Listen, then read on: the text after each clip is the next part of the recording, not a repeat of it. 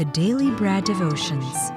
Today's reflection with Pastor Jeff Eliscopides. Good morning, good morning, good morning! Happy Tuesday, Pastor Jeff. The floor is yours. Happy birthday muna, Cha, sa ating pinakamahalagang babae sa balat ng lupa. Happy birthday sa aking asawa, si Grace. Yan. Uy, happy July birthday, Ate 7. Grace. Alam mo naman, kailangan tayong bumati. Well, maganda pag-uusapan natin talking about Google. Talking about marami tayong nalalaman dahil po sa tulong ng mga search engine na to. Kasi marami po mga tao ngayon, isang pindot lang, of course, nandiyan mga ChatGPT and all, mga kung anong AI platform na maaari magdala sa atin ng maraming karunungan, ika nga. Pero alam niyo po, may difference yung knowledge, okay? Kesa sa wisdom. Knowledge is knowing po yung mga facts. Pero wisdom is knowing anong gagawin mo rin sa mga facts na yon. Knowledge can tell you ano yung mga posibleng gawin. Wisdom will tell you tama ba yung gawin.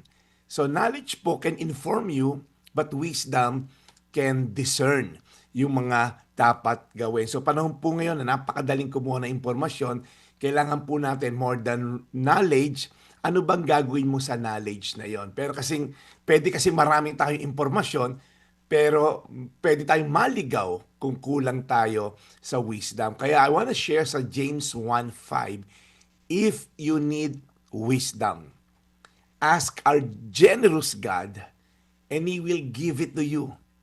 He will not rebuke you for asking.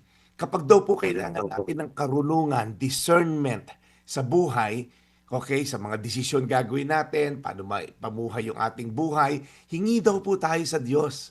In fact, nandiyan po ang Biblia na punong-puno po ng source ng wisdom. Hindi po nakakahiya umamin na hindi ko alam ang gagawin eh. Mas delikado yung sobra kang kumpiyansa na hindi ka humingi ng direksyon sa Diyos. You see, godly wisdom begins with humility. Bago gumawa ng desisyon, tayo po'y magdasal. Bago ka mag-post ng opinion mo, mag-isip ka muna. Bago pang ibabawa ng emosyon, yung gagawin mo, tanungin mo, Lord, kaaya-aya ba yung magiging outcome na itong gagawin ko? Minsan di natin kailangan ng dagdag na impormasyon. Kailangan natin ng pusong marunong makinig sa Diyos. Pag tinignan mo ang buhay mo ngayon, karamihan sa mga pagsisisi natin, walang wisdom na galing sa Diyos. Pinangibabaw mo yung emosyon. Pinangibabaw mo lang yung sarili mong kakayanan na talino. Hindi sapat na alam mo yung tama. Kailangan piliin mong gawin ang tama. Kaya tanong, may desisyon ka ba ngayon na hindi lang information ang kailangan mo, kundi wisdom and revelation from God? May alam ka bang tama, pero hindi mo naman sinusunod at ginagawa? Delikado yan. Kaya again po, sa James 1:5, if you need wisdom, ask our generous God, and He will give it to you. He will not rebuke you for asking. Ay, manalangin, Panginoon.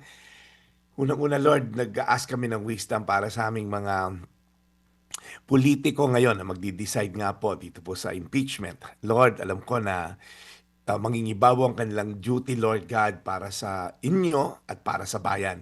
Bigyan niyo po sila ng karunungan, hindi lang information.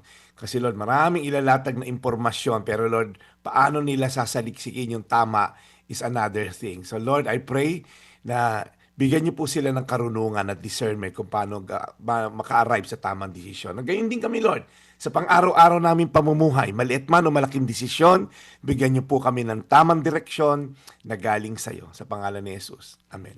Amen. Panginoon, muli po salamat sa araw na ito, sa aming pong biyaya na pakinggan mula kay Brad Jeff Eliscopides. Lord, bless him always at ang aming lahat ng takapakinig na ito po inaabangan araw-araw. In Jesus' name we pray. Amen. Thank you, Brad Jeff, sa iyong paalaala sa aming lahat at higit sa lahat sa mga nanunungkulan sa ating pong pamahalaan. Brad Jeff, maligayang bati kay Ate Grace. Asahan na lang namin ang iyong paramdam. Alam ko naman ay may pagkukusa ka. Ano bang gusto niyo? Spaghetti daw or barbecue? Walang problema. Papagalawin ko yung mga baso dyan. Magpaparamdam siya. Yan. Sige. Happy birthday, Ate Grace! Happy birthday to you. Alright, Brad. Yes. Maraming salamat po sa inyong pagbati. Makakarating yan. Paalam na ako, Brad Ted. Ito po yung Daily Brad, your daily dose of inspiration. Serving the people, Brad Jeff Eliscopides sa ating The Daily Brad. Mga kapatid, patuloy po kayong tumutok sa 105.9 True FM para sa totoong balita, impormasyon, music and entertainment. Mag-subscribe sa aming YouTube channel at podcast at sundan nyo kami sa Facebook, Instagram, X at TikTok sa True Network PH.